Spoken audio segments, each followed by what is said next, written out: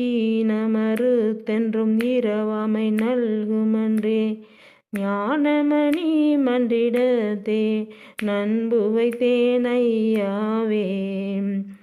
ஈனமறுத்துனா சாதல் செத்து போதல், அந்த கேவலமான அந்த மரணத்தை தடுக்கக்கூடியது. அதாவது என்றுமே இரவாமை, சாவாமல் இறக்காமல் அந்த இதை கொடுக்கக்கூடியது அந்த ஞானமணி மன்றிடத்தை நல்குமன்றன கொடுக்கக்கூடியது.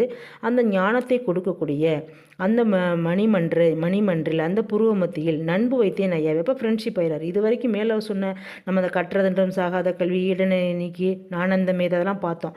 அதிலெல்லாம் அன்பு வைத்தேன்னு சொல்லுவார், தவம் பண்ணேன்னு சொல்லுவார். இதில் ஃப்ரெண்ட்ஷிப் ஆகிறாரு. அதாவது உடுக்க இழந்தவன் கை போல ஆங்கே இடுக்கன் களைவுதான் நட்புன்னு கூட வள்ளுவர் சொல்லியிருக்காரு.